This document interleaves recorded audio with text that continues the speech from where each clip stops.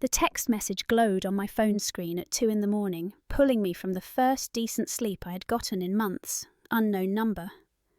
But I recognised the writing style immediately, that entitled, demanding tone that had haunted me for 28 years. Emily, your father had a stroke. He needs 24/7 care and we can't afford private nurses. You're coming home tomorrow to take care of him. This isn't a request. You owe us. We raised you. If you don't comply, we're filing for custody of Mia. We have lawyers ready. You have 24 hours to respond. My hands shook as I read it again.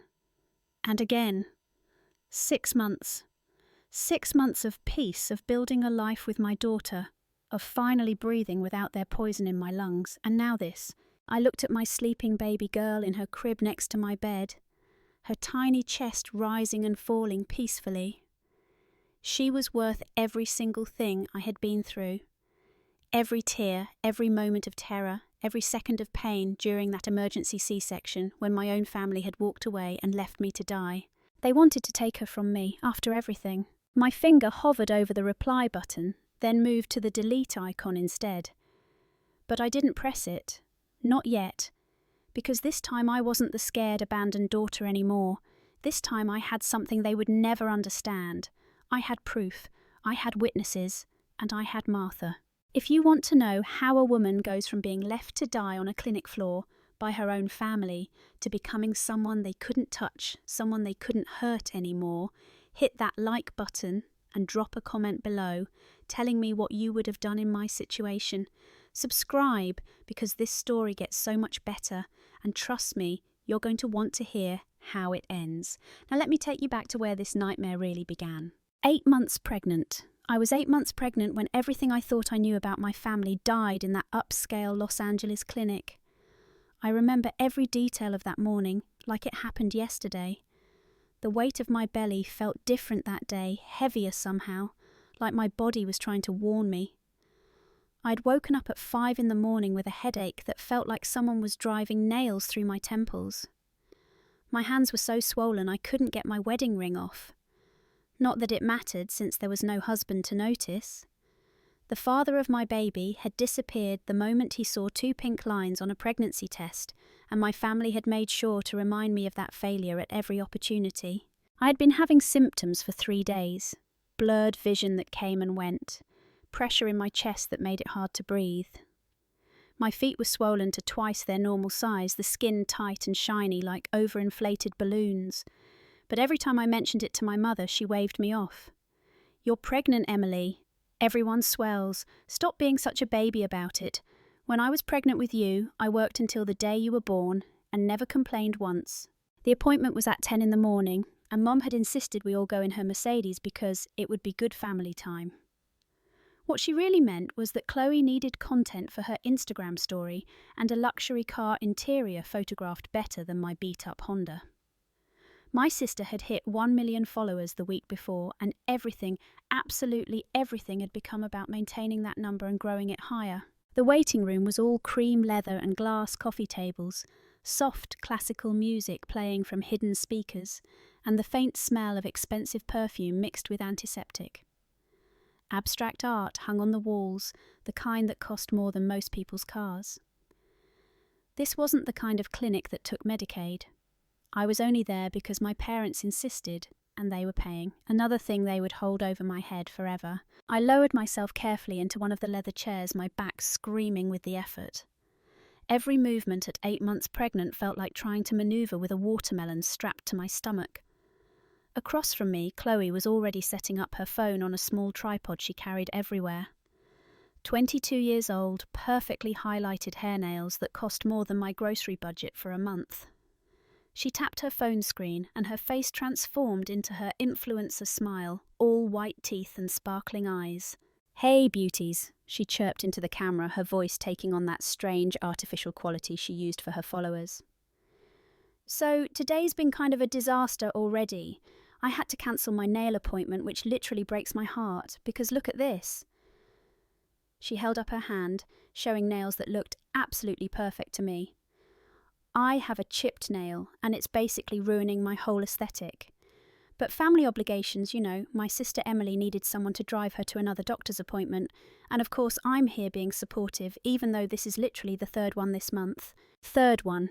I had been to the doctor 6 times in the past month because my blood pressure kept climbing. But Chloe had only come to 3 of them, and she made it sound like some massive sacrifice every single time. Mum sat next to Dad, both of them immediately pulling out their phones the second we sat down. Mum was scrolling through what looked like a shopping site, her perfectly manicured finger swiping past designer handbags. Dad had his reading glasses on, frowning at his phone screen, occasionally muttering about stock prices and quarterly reports. Neither of them had asked me how I was feeling. Neither of them had noticed I could barely walk from the parking lot to the waiting room. I tried to get comfortable in the chair, but there was no comfortable position anymore. The baby, my little Mia, though I didn't know her name would be Mia yet, was pressing on everything inside me. My bladder felt like it was the size of a peanut. My ribs ached from being kicked. And that headache, that terrible pounding headache, was getting worse by the minute. "Mum," I said quietly, not wanting to interrupt whatever she was doing, but knowing I needed to say something. "Mum, I really don't feel good today. The headache is worse, and I'm seeing these weird spots in my vision." She didn't look up from her phone. "You're 8 months pregnant, Emily. Of course you don't feel good. You think I felt good when I was pregnant. I had morning sickness for 6 months with Chloe, and you didn't hear me complaining every 5 minutes. But Mum, this feels different. Something feels really wrong and—" "Emily!" She finally looked at me, and her expression was one of pure annoyance. "You need to stop being so dramatic about everything. This is why you don't have any friends. This is why Mark left you. You're always making everything into a crisis. You're pregnant, not dying. Women have been doing this for thousands of years without all this whining." The words hit like a slap, but I was used to it. That was Mum's specialty. Taking your vulnerabilities and twisting them into weapons. Yes, I didn't have many friends. Hard to maintain friendships when you're working 2 jobs to save money and your family constantly cancels plans or forgets to invite you to things. And yes, Mark left me. 30 seconds after I told him I was pregnant, he was out the door and I never heard from him again. But that wasn't my fault. I knew that logically. Emotionally, though, after 28 years of my mother's voice in my head, I wasn't so sure. I placed my hands on my belly, feeling Mia move inside me. At least she was still active. That was good. The nurse had told me to watch for movement, and Mia was a little acrobat, always dancing around in there like she couldn't wait to get out and explore the world. Chloe was still filming, panning the camera around the waiting room, performing for her audience while completely ignoring me. The pressure in my chest was getting worse. I tried to take a deep breath and couldn't quite fill my lungs. The room swam a little at the edges. I blinked hard, trying to clear my vision, but those spots were getting bigger, darker. My hands felt weird, tingly and numb at the same time. "Mum," I said again, my voice coming out weaker than I intended. "Mum, please, something's really wrong. I can't breathe right." "For God's sake, Emily!" Mum snapped, still not looking up from her phone. She was checking out now. I could see her entering credit card information for whatever overpriced item she was buying. "You're fine. You're always fine. You just want attention." Then the headache exploded. 1 second it was bad, the next second it felt like my skull was splitting open, my stomach turned. I tasted blood in my mouth, that metallic taste you can't mistake. Everything started going white around the edges like someone was slowly turning off the lights. I tried to stand up, maybe walking would help, but my legs wouldn't work right. They felt numb and heavy, like they didn't belong to me anymore. I reached for my mother's arm, my fingers clutching at the silk fabric of her Gucci blouse that she had spent 20 minutes that morning, making sure was perfectly pressed and lint-free. "Mum, please, I'm scared. Something's really—" She yanked her arm away so violently I almost fell. "Don't grab me. Do you have any idea how much this blouse cost? It's silk, Emily. Silk. You can't just wrinkle it with your sweaty hands. God, you're always so needy. Always have to be the centre of attention." She brushed at her sleeve like I had contaminated it. "This is exactly why we had another baby. We hoped Chloe would turn out better than you, and thank God she did." I heard her words, but they sounded far away like I was underwater. But I couldn't process them fully because the pain in my head had become unbearable. I opened my mouth to speak, but nothing came out except a weird gasping sound. My heart was racing, pounding so hard I could feel it in my throat, in my temples, behind my eyes. The room tilted sideways. I don't remember falling, but I remember the sound of my body hitting the tile floor, a wet thud that seemed to echo forever. I remember my arms trying to protect my belly, curling around my baby, even as everything else in my body was shutting down. I remember shaking my muscles, convulsing in ways I had no control over. And I remember screaming, except I'm not sure if the screaming was out loud or just in my head. "Oh my God!" A woman's voice, high and panicked. Not my mother's voice, a stranger.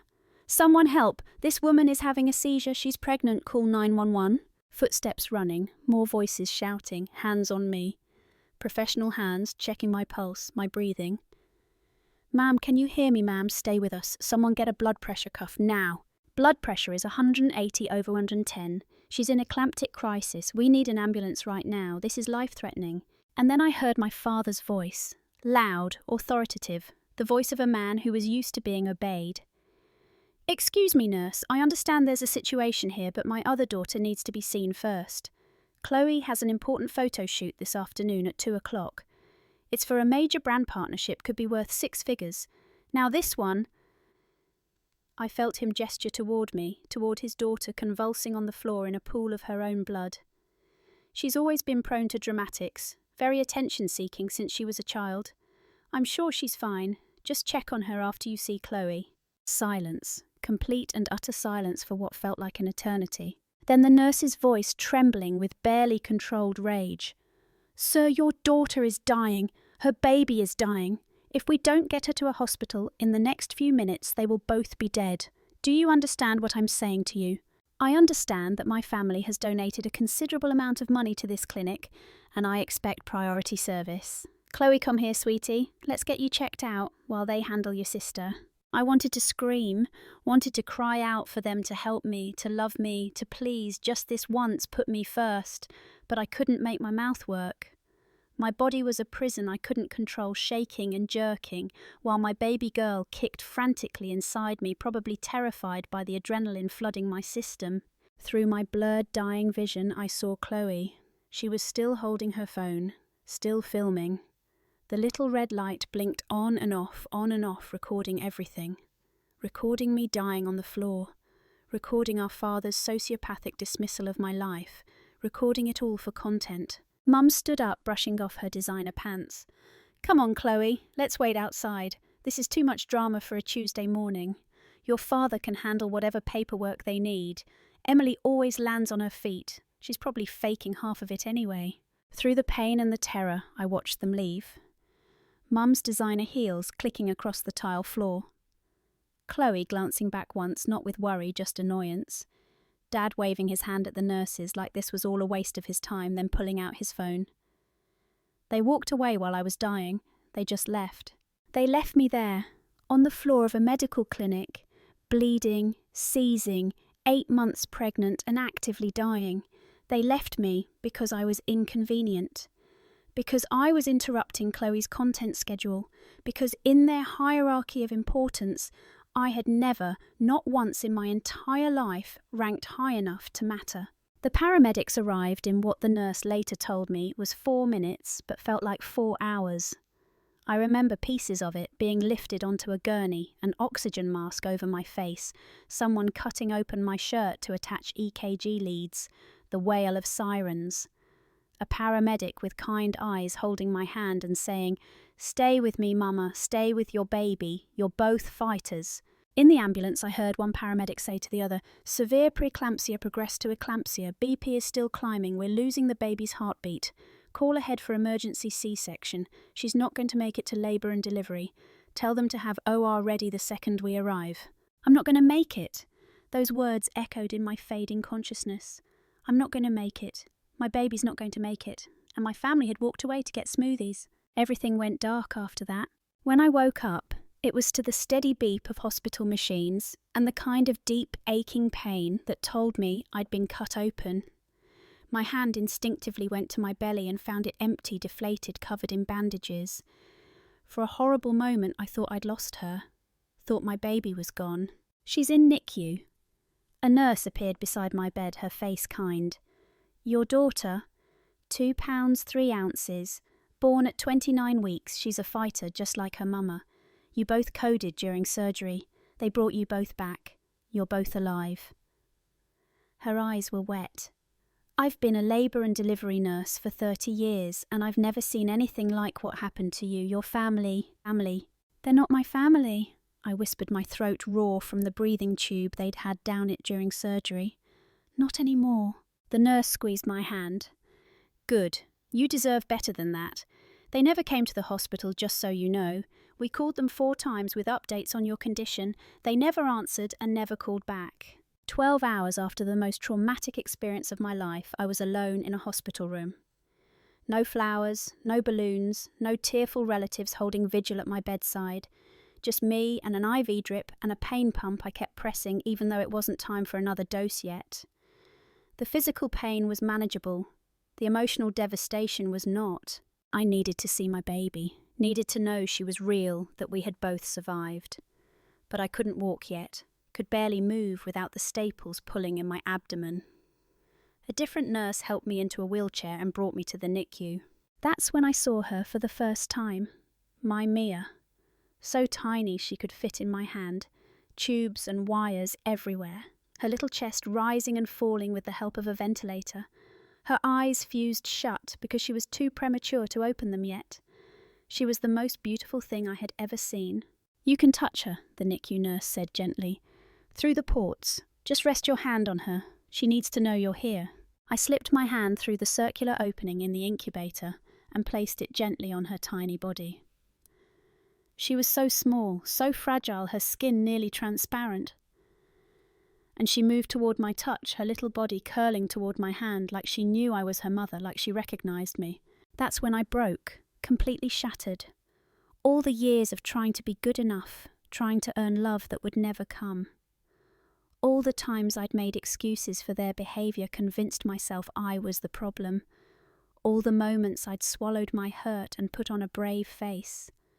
It all came crashing down as I sat there in a wheelchair, my body still bleeding and broken, touching my premature daughter through a plastic wall, while my real family was probably out celebrating Chloe's latest sponsorship deal. I pulled my phone from my hospital gown pocket. My hands were shaking so badly I could barely hold it.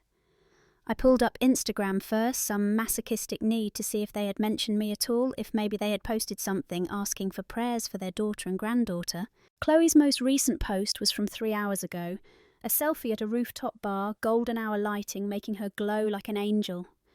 She was holding a champagne flute, wearing a dress that probably cost more than my hospital bills. The caption read, "Celebrating hitting 1 million followers with my amazing support system. Could not have done this without my incredible parents who have always believed in me to family success and living your best life." The comments were overwhelming. Congratulations poured in by the thousands. Brands were already sliding into her DMs with partnership offers. Fellow influencers were tagging her in their own celebration posts. And there in several of the photos in her story, I could see them. Mum, in her unwrinkled Gucci blouse, cocktail in hand, laughing at something. Dad with his arm around Chloe looking proud enough to burst. A party, a full celebration at some trendy LA hotspot. While I had been on an operating table fighting for my life, I called my mother, I don't know why. Maybe some part of me still believed it was a misunderstanding, that surely they hadn't known how bad it was that they would come running the moment they heard. The phone rang 4 times before she answered. "What?" Her voice was sharp, annoyed. Music thumped in the background, the bass so loud I could feel it through the phone. Laughter and clinking glasses. A celebration. "Mom," my voice broke on the word. "Mom, it was eclampsia. They had to do an emergency C-section. I almost died. Mia was born at 29 weeks. She's in the NICU. She's so small, Mum. She's fighting so hard and I'm so scared and I need..." "Emily, we're in the middle of something important right now. This is Chloe's night, her big night. She worked so hard for this milestone, and we're not going to let you ruin it with your drama. Again." She said that last word with such emphasis, like I had a pattern of deliberately getting life-threatening medical conditions to steal attention from my sister. You chose to keep that baby when everyone told you it was a bad idea. You chose to be a single mother. Those are your consequences to deal with. Don't call again tonight. Handle it yourself. That's what adults do." She hung up. I sat there in that wheelchair after she hung up, listening to my daughter's monitors beep in the silence. Something inside me changed. I had been breaking for years, little by little, every time they chose Chloe over me. But this was different. This wasn't breaking anymore. This was something new. Rage. This was the kind of anger that burns away doubt and fear, and that desperate need for approval. They had left me to die. They had abandoned their grandchild when she was fighting for her life. They had chosen a party over me. And I was done. A soft knock on the doorframe made me look up. An older woman stood there, maybe mid-60s, with salt and pepper hair cut in a neat bob, and eyes that looked like they'd seen everything twice. She wore casual clothes jeans and a cardigan carrying a small purse. "I'm sorry to intrude," she said gently. "I'm Martha Chen. I was visiting a friend down the hall in another ward, and I happened to be near the NICU nurses' station when you came in. I couldn't help but overhear your phone call." She stepped closer, her face full of genuine concern. "Honey, where is your family?" So I told her everything. 28 years of coming in second, working 3 jobs for college while Chloe got everything paid for, store-bought birthday cakes while Chloe got custom ones, being told Mark left because I wasn't fun enough, wasn't interesting enough, wasn't enough like Chloe. And this morning, dying on that clinic floor while my father said I wasn't worth his time. It all poured out. Martha didn't check her phone, didn't look away, didn't say family is complicated or blood is thicker than water. She just listened until I had nothing left and I was crying too hard to breathe. Then she took my hand. "Emily, what you described isn't a family, that's abuse. You were the scapegoat from day one. Nothing you did could have changed it. They needed someone to blame for everything wrong in their lives and they picked you. That's not love." "But they're my family," I whispered, even though saying it made me feel sick. "No, baby. Family is the people who show up when you're lying on a clinic floor seizing. Family is the nurse who held your hand in the ambulance. Family is whoever loves that little girl in there the way she deserves to be loved. Blood doesn't make family. Love makes family. And those people don't love you. They probably can't love anyone except themselves." She reached into her purse and pulled out a business card. It was old, the edges soft from years of being carried. "I'm a retired family law attorney. Spent 40 years helping people escape situations exactly like yours. I keep these cards on me because I know when I see someone who needs help." She pressed the card into my hand. "What I'm about to tell you might sound extreme. You might think I'm overstepping. But in my professional opinion, based on what you've told me and what I witnessed them do to you, you need to completely cut these people out of your life before they destroy you and that baby." "I can't," I said automatically. "They're my parents. They're all I have." "They left you to die, Emily. They celebrated while you were in surgery. What do you think they're going to do when that baby comes home and you need help? Do you think they'll suddenly become loving and supportive? Or do you think they'll find new ways to make you feel worthless while they mould your daughter into another Chloe?" The thought of Mia growing up the way I had, watching Chloe get all the love while she got scraps learning that her worth was measured in how little trouble she caused, it made me want to vomit. "What do?" I asked. Martha's eyes softened. "First you heal. You focus on yourself and that baby. Then when you're ready, we make sure they can never hurt you again." Over the next 2 days, Martha became the mother I never had. She brought me real food when the hospital meals made me nauseous Chinese takeout from a place she swore by and homemade soup that her wife had made when Martha called and told her about me. She sat with me during NICU visits, narrating what all the machines did, so the beeping wasn't as scary. She brought me a breast pump and helped me figure out how to use it so I could at least give Mia my milk, even if I couldn't hold her yet. She made me laugh with stories about her own children grown now with kids of their own, and she cried with me when the reality of what had happened hit me in waves. And she brought me paperwork. "This," she said on day 3, laying out documents on my hospital tray table, "is a cease contact declaration. It's not legally binding like a restraining order, but it puts on official record that you are choosing to cut off contact with your family. This one gives me power of attorney to act on your behalf in legal matters regarding them if you want me to. And this, she tapped a thick folder, this is evidence I've been busy. She opened the folder and my breath caught. Security footage from the clinic, time-stamped and crystal clear. Me seizing on the floor. Blood everywhere. My father's face as he dismissed me. Mum pulling Chloe toward the door. All of it recorded. But that's not even the best part, Martha said, pulling out her phone. Your sister's live stream, she posted it publicly. 42 seconds of your father telling the nurse to treat Chloe first while you're actively dying. 15 seconds of her laughing and saying you always make everything about you. 10 seconds of them walking out while blood is pouring from your nose.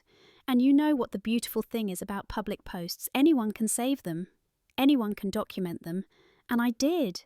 I stared at the screen, watching myself nearly die in high definition. Watching the family that was supposed to love me step over my convulsing body like I was a piece of trash. Why are you doing this? I asked Martha. You don't even know me. Why are you helping me? Her eyes filled with tears. Because 30 years ago I was you. I had a family that treated me like I was worthless. I had a husband who abused me and parents who told me it was my fault that I should try harder to make him happy. I had 2 babies and no way out, and I thought I was going to die in that situation. She took my hand. Then a stranger helped me. A woman at a grocery store saw my black eye and slipped me the number for a women's shelter and a lawyer who worked pro bono. She saved my life. I swore that day that if I ever saw someone else in that situation, I would be that stranger for them. So that's why, Emily. Because someone saved me, and now I'm going to help you save yourself. I signed everything. The cease contact declaration, the power of attorney, the permission for her to collect evidence and build a case. And for the first time in my life, I felt like someone was on my side. Like someone saw value in me worth protecting. Mia stayed in the NICU for 6 weeks. 6 weeks of learning how to be a mother to a baby I could only touch through plastic ports. 6 weeks of watching her grow from 2 pounds to 4 pounds, celebrating every ounce. 6 weeks of pumping milk every 3 hours, of sitting in uncomfortable chairs, singing to her, of memorising every beep and alarm on her monitors. 6 weeks of nurses teaching me how to change a diaper the size of my palm and give her a bottle of fortified breast milk through a tiny nipple. My family called twice in those 6 weeks. Once 3 days after Mia was born, a text from Chloe. Hey Em, can you lend me $2,000 new camera equipment for a sponsored video? I'll totally pay you back. No mention of asking how I was. No acknowledgement that she'd left me to die. Just her hand out as always. The second time, 4 weeks later, was my mother. Emily, you're being incredibly immature with this silent treatment. Your father says you need to get over yourself and stop being so dramatic about what happened at the clinic. It wasn't that serious. You recovered fine. The baby's fine. You're using this as an excuse to be selfish. Also, Chloe's birthday party is next month and she wants you to organise the catering since you're not doing anything important right now anyway. I blocked both numbers. Blocked them on social media, blocked them everywhere. Martha helped me get a new phone number that they didn't have. And slowly, carefully, I started to build a life. When Mia finally came home, I was living in a tiny 1-bedroom apartment in a less expensive part of LA. It was small, the bathroom sink dripped and the air conditioning didn't work great, and sometimes I could hear my neighbours through the walls. But it was mine, my name on the lease, my furniture that I'd gotten from Facebook Marketplace and Goodwill. My daughter in her second-hand crib, finally breathing room air without machines. I went back to work 3 months after Mia was born. 12-hour shifts at the hospital 3 days a week. A wonderful woman named Rosa ran a home daycare 2 blocks from my apartment, and she loved Mia like her own grandchild. On my days off, I was mum. Only mum. Learning how to make bottles and clean spit up and function on 4 hours of sleep. Learning what Mia's different cries meant. Learning that I was stronger than I ever thought possible. Martha checked in on me constantly. Weekly dinners at her house where her wife Angela fussed over Mia and fed me like I was starving. Help with grocery money when my paychecks didn't stretch far enough. A birthday party for Mia's first month home where Martha, Angela, Rosa and a few co-workers I'd become friends with celebrated my daughter like she was the most important person in the world.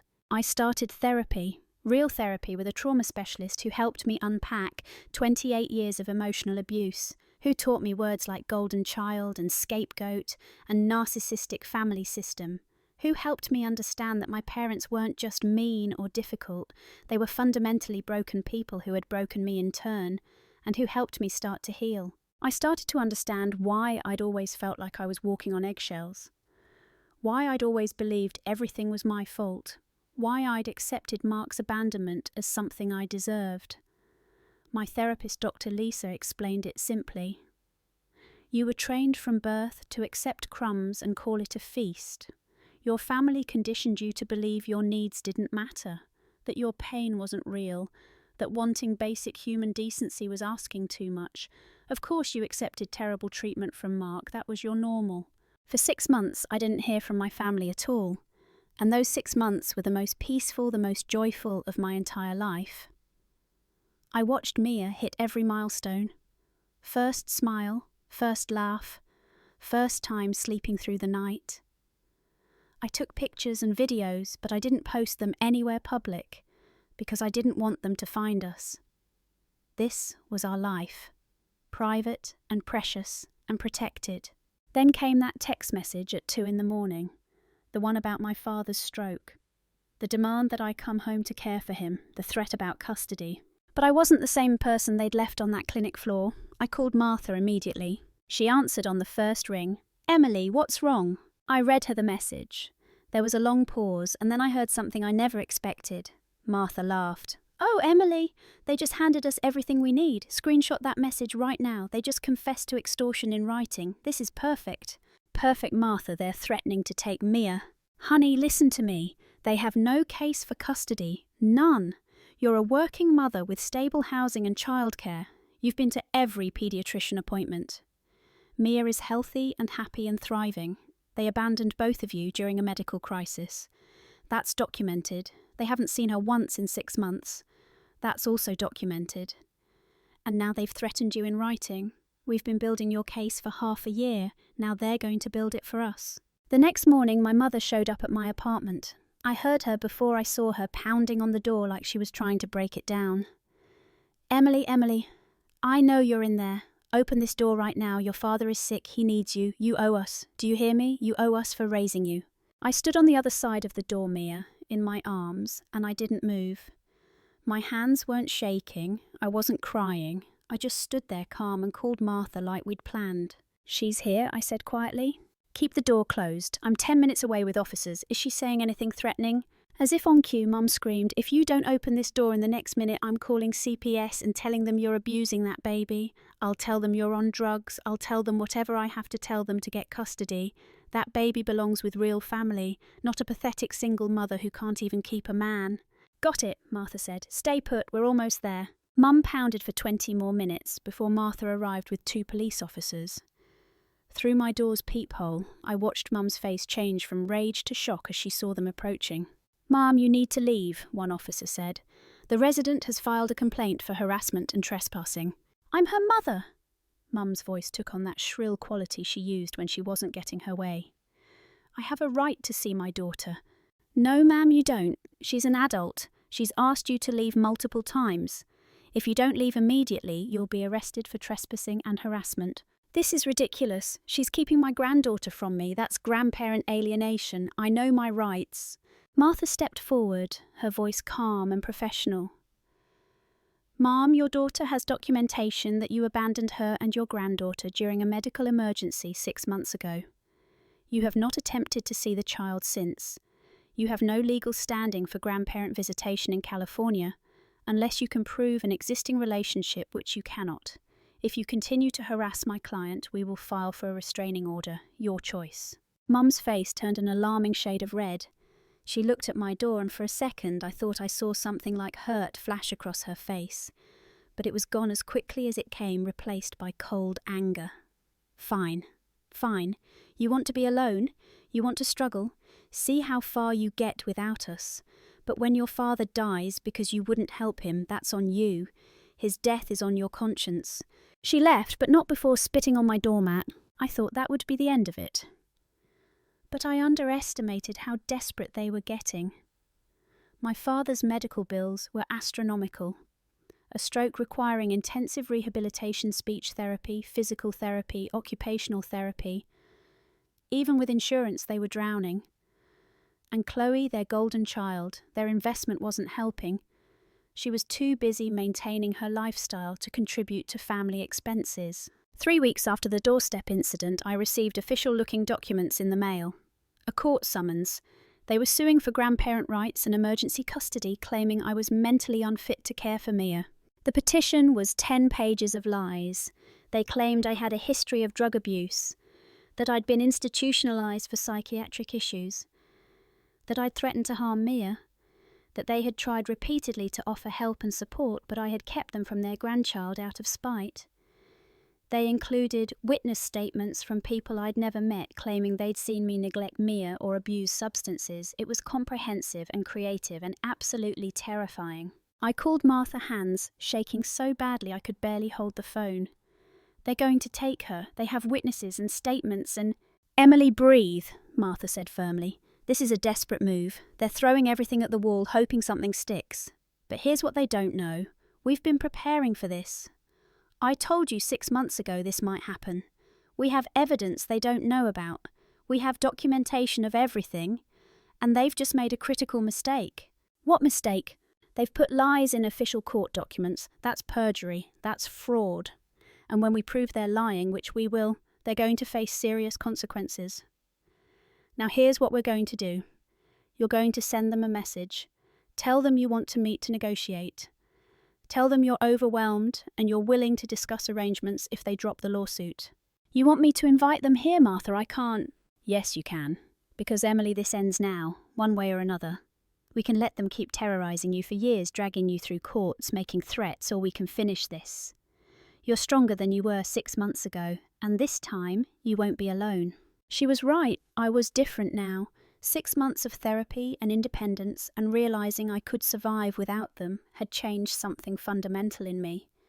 I wasn't the woman who begged for scraps of love anymore. I was Mia's mother. I was a survivor. And I was done being afraid. I sent the text. You win. I can't do this anymore. Come to my apartment tomorrow at 2 p.m. We'll discuss custody arrangements and me moving home to help with Dad. Just please drop the lawsuit. My mother's response came in seconds. Finally, you're making the right choice. Don't make us wait. 2 p.m. sharp. Martha arrived at noon the next day with the 2 police officers who had helped before. We set up my phone on a bookshelf hidden behind some picture frames with a clear view of the living room. Audio and video recording streaming to a backup server Martha had set up. The officers would wait in my bedroom with the door cracked. They're going to confess to everything, Martha said calmly. People like this always do when they think they've won. Their egos won't let them keep quiet. Just let them talk. Don't argue, don't defend. Just let them reveal who they really are. At exactly 2 p.m, I heard the knock. I took a deep breath, looked at my daughter sleeping peacefully in her crib and opened the door. My father sat in a wheelchair, his face still drooping on the left side from the stroke. My mother was perfectly made up as always, wearing designer clothes, even to come threaten her daughter. And Chloe, my God, Chloe looked annoyed to even be there already checking her phone as she walked in. They didn't ask if they could come in, they just entered like they owned the place. Mum looked around my small apartment with barely concealed disgust. Chloe walked straight to where Mia was sleeping and peered into the crib. She's bigger than I expected, she said flatly. Still pretty basic looking though. Hope she gets better bone structure as she grows. She was talking about my 6-month-old daughter like she was critiquing a product. Can we just get this over with? Chloe continued, not even looking at me. I have a brand meeting at 4 and I need to stop by the salon first. Mum sat on my second-hand couch like it might contaminate her. Dad wheeled himself to face me directly. For a long moment he just stared at me with those cold eyes that had looked right through me my entire life. Here's how this is going to work, Mum said, pulling out papers from her designer purse. You're going to sign over temporary custody of Mia to us. Chloe has already set up a nursery at the house. Very Instagram-worthy, lots of neutral colours and expensive organic everything. It'll be great for her content. Wait, what? I felt my heart stop. You're giving Mia to Chloe? Well, obviously, we're too old to raise another child, Mum said like I was being stupid. But Chloe's followers love baby content. Her engagement has dropped 15% in the last quarter. A baby is exactly what her brand needs. Young mother content is very profitable right now. Chloe didn't even look up from her phone. Plus, I already signed a deal with a baby formula company. 6-figure contract. I just need an actual baby to use in the content. It's not like I'll be doing the actual work. We'll hire a nanny. You can even be the nanny if you want. We'll pay you minimum wage. I couldn't speak, couldn't breathe. They wanted to take my daughter, my Mia, who I had fought so hard to keep alive, and turn her into a prop for Instagram content. Dad slammed his cane on my floor, the sound making me jump. Don't just stand there looking stupid, Emily. Get a pen, sign the papers. Then you're packing your things and moving back home tonight. Your mother is tired of taking care of me. That's your job now. My job, I repeated softly. Yes, your job, Mum snapped. We raised you, put a roof over your head for 18 years. You owe us. You'll take care of your father around the clock. We've already set up a schedule. Night shift is 10 p.m. to 6 a.m, then you'll help him with morning routine until 9. You'll have 3 hours to sleep before day shift starts at noon. You'll cook all meals, do all laundry, handle all medications. That's 20 hours a day, I said. So you're a nurse. You should be grateful to have somewhere to live rent-free. And you'll give us your nursing salary too, all of it. We need to recoup the money we spent on your medical emergency. Do you know how much that ambulance cost us? The clinic sent us a bill for cleaning the blood off their floor. You're going to pay us back for your drama. Chloe finally looked up from her phone. Honestly, Emily, this is the best deal you're going to get. Let's be real. You're not exactly Mother of the Year material. You're broke, you live in this dump, you're going to mess that kid up trying to raise her alone. At least with us, she'll have opportunities. Good schools, nice clothes. I'll even let her be in some of my videos if she's cute enough. You should be thanking us. What if I say no? My voice came out stronger than I expected. Mum's face darkened. Then we go forward with the custody suit. And Emily, you will lose. We have money for the best lawyers. We have witnesses. We have evidence of your instability. The court will see you for what you are, a neglectful mother who kept a child from her loving grandparents out of spite. You left me to die, I said quietly. Oh my God, are we still on this? Chloe rolled her eyes. That was 6 months ago. Get over it. You're fine. The baby's fine. You always do this, Emily. Always bringing up old stuff to make us feel guilty. It's manipulative and it's gross. Dad pointed his cane at me. Sign the papers right now, Emily. Sign them, or I swear to God I will make your life a living hell. I will tell the court about the drugs, the mental breakdowns, the times you hurt Mia when you thought no one was watching. Don't test me. You know I can make people believe anything. The drugs that don't exist, I asked. The mental breakdowns that never happened. The abuse that's completely fabricated. Mum stood up, walking toward me with purpose. For a second I thought she might hug me, might show some shred of the mother I'd always desperately wanted her to be. Instead, her hand flew up to slap me, and I saw it coming, like slow motion, saw the rage on her face, the absolute conviction that she had the right to hit me into submission. Her hand never made contact. That's enough. Martha's voice cut through the room like a blade. She stepped out of my bedroom, followed by the 2 officers. Emily, I think we have more than enough. The colour drained from Chloe's face. Dad tried to stand from his wheelchair and couldn't. Mum froze, her hands still raised her face, cycling through shock rage and something that might have been fear. Who the hell are you? Mum demanded. Martha Chen, attorney at law, and these are Officers Rodriguez and Kim. Martha held up her phone, showing the recording that was still streaming. Everything you just said was recorded and has been transmitted directly to the district attorney's office.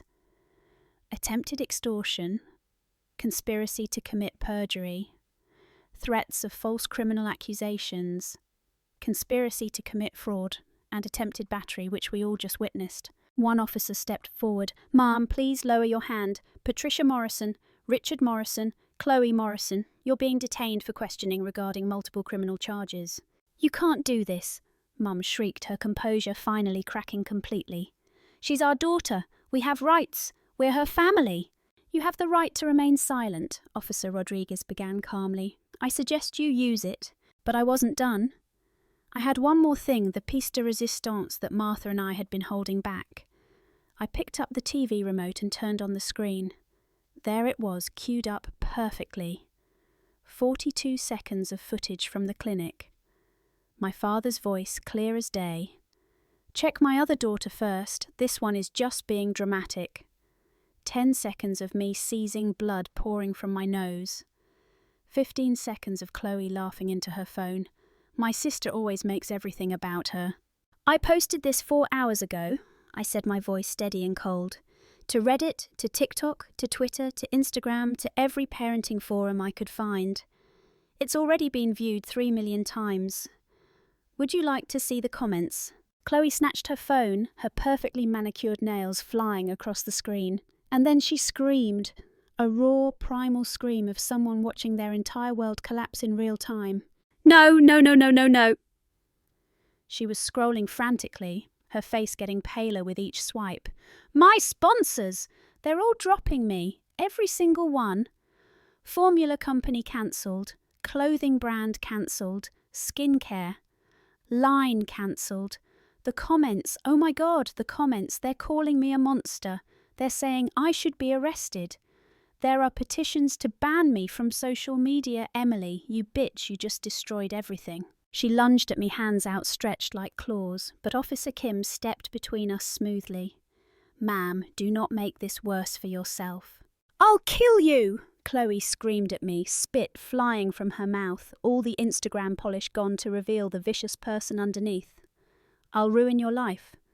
You have no idea what I'm capable of. Actually, Martha said, now we have threats of violence on record too. Thank you for that. The notifications on Chloe's phone didn't stop. Cancel, cancel, cancel. Every brand deal, every sponsorship, every collaboration that had built her million-follower empire. Gone. But more than that, the comments. I could see them from where I stood. Thousands of people calling her a sociopath, demanding she be deplatformed, starting petitions, reporting her accounts, organising boycotts of any brand that ever worked with her. In less than 4 hours, Chloe had gone from influencer royalty to the most hated person on the internet. Martha handed official documents to my parents. This is a permanent restraining order, effective immediately. You are not to come within 500 feet of Emily or her daughter. Any violations will result in immediate arrest. Additionally, I've filed a civil lawsuit on Emily's behalf for emotional distress, defamation, intentional infliction of emotional distress, and elder abuse threats. I'll be seeking full legal fees, damages, and a public apology. You can't do this to us. Dad's words were slurred from the stroke, but the entitlement was crystal clear. I'm sick. I'm disabled. I need care. Then you should have treated your daughter like a human being instead of an unpaid servant, Martha said coldly. Officers, please escort them out, and someone should call Adult Protective Services to do a welfare check. If Mr. Morrison is truly being neglected by his current caregivers, that's a different issue entirely. I watched them being led away. Mum crying her designer makeup running down her face in black streaks. Dad slumped in his wheelchair, finally understanding he had no power here. Chloe still screaming about her followers, her brand, her content, not one word of remorse for trying to use my baby as a prop. Not one of them apologised. Not one of them showed even a flicker of understanding about what they'd done. They were only upset about getting caught, about facing consequences. And that's how I knew Martha had been right all along. These people were never going to change. They were never going to love me. And I had been right to cut them out. When the door closed behind them, I collapsed. Martha caught me, held me while I sobbed. Not sad tears. Relief. Pure, overwhelming relief. It's over, she whispered, rocking me like a child. It's really over. You're free. The next few weeks were surreal. The video went more than viral. It became a cultural moment. News outlets picked it up. Parent bloggers dissected it. Mental health professionals used it as an example of family dysfunction. Chloe became the face of everything wrong with influencer culture, a cautionary tale about narcissism and exploitation. She had to delete all her social media accounts after the death threats became too much, but new accounts cropped up dedicated entirely to cataloguing her cruelty. She tried to get a job at a high-end boutique and was fired 3 days later when customers recognised her and started filming, threatening to boycott the store. She ended up at a diner, the kind of place where the manager yelled at her for being on her phone during shifts and made her clean toilets when they were short-staffed. According to the waitress who leaked the information online, Chloe cried in the walk-in cooler every day. My parents ran out of money within 2 months. Without me as free labour and with Chloe's income gone, they couldn't maintain their lifestyle. The house I grew up in, the one with the perfect lawn and the infinity pool, went into foreclosure. They had to move into a small 2-bedroom apartment in a neighbourhood they'd always considered beneath them. Mum had to personally care for Dad, changing his adult diapers, helping him bathe, dealing with his bitterness and rage. The woman who had refused to wrinkle her Gucci blouse to help her dying daughter now spent her days covered in her husband's bodily fluids. I heard through someone who knew someone that they fought constantly. Dad blamed Mum for not controlling me. Mum blamed Dad for being such a burden. Both of them blamed Chloe for not being successful enough to support them anymore. The golden child had lost her shine, and neither of them knew how to cope with it. They tried to violate the restraining order 3 times. Once Mum showed up at Mia's paediatrician's office trying to demand access to her medical records. She was arrested and spent a night in jail. Once Dad hired someone to take photos of me and Mia at the park, probably trying to gather evidence for another custody attempt. That person was also arrested for stalking. The 3rd time, Chloe created a fake Instagram account and tried to contact me begging me to fix this and make the internet forgive her. I forwarded the messages to Martha, and it resulted in additional charges for violating the restraining order. Eventually they stopped trying, not because they learned or changed, but because they ran out of money for lawyers and couldn't afford to keep getting arrested. As for me, I flourished. I got a promotion at work, moved from bedside nursing to a clinical coordinator position with better hours and better pay. 6 months after the confrontation, I moved into a 2-bedroom apartment in a better neighbourhood. It had a park across the street and good schools nearby. Mia got her own room painted a soft yellow with clouds on the ceiling that I'd spent 3 weekends hand-painting. I started dating someone I met through Angela Martha's wife. His name was David, a middle school math teacher who was patient and kind and loved Mia from the moment he met her. We took things slow, but for the first time in my life I was in a relationship where I didn't feel like I had to perform or apologise for existing. He was just genuinely happy I was there. Mia thrived. She was hitting all her milestones now, babbling and laughing and pulling herself up on furniture. She had Martha's eyes and my smile and a personality that was entirely her own, stubborn and sweet, and so completely loved by everyone who met her. On Mia's first birthday, we threw her a party. Not a big one, just Martha and Angela Rosa from daycare, a few co-workers I'd become close with, and David. We had homemade cake that Angela had stayed up late baking, shaped like a butterfly, because Mia was obsessed with the butterflies in the park. We had too many balloons and too many presents, and so much love, it felt like the apartment might burst from it. That's when I got the text, unknown number, but I knew, I always knew. "Emily, please, your father is dying, really dying this time. The doctors say he has days, maybe a week. He's asking for you. He wants to apologise. We all do, please. We're your family. We have nothing left. Could you at least send money for his hospice care? I'm begging you." I read it 3 times. Felt everyone in the room watching me, probably seeing my face change. Martha touched my arm gently. "You okay, honey?" "It's Mum," I said. "Dad's dying. She wants me to come back. Wants money." "What are you going to do?" David asked softly. I looked around my apartment. At the people who had shown up for me when blood relatives had abandoned me. At my daughter frosting all over her face, laughing at something Rosa was saying. At the life I'd built from nothing, from rock bottom, from a clinic floor, where I'd almost died. My finger hovered over the reply button, and I thought about all the times I'd wanted to hear those words. "We're sorry. We love you. We need you." How I'd fantasized about them begging for forgiveness, about having the power to grant it or withhold it. About them finally seeing my worth. But I didn't need that anymore. I didn't need their apology or their recognition. I didn't need to prove anything to them. I was free. I pressed block, deleted the message, and I picked up my daughter, frosting and all, and held her close. "We're safe now," I whispered into her hair. "We're finally safe." Martha raised her glass, tears streaming down her face. "To Emily," she said, "the strongest woman I know." "To Emily," everyone echoed. And I realised something. I hadn't just survived, I'd won. Here's what I learnt through all of this. Family isn't blood. Family is the people who show up when you're dying on a clinic floor. Family is Martha, who saw a stranger in pain and chose to help. Family is the daycare provider who stayed late when my shift ran over. Family is the co-workers who donated their sick days when I had none left. Blood relatives who treat you like garbage aren't family.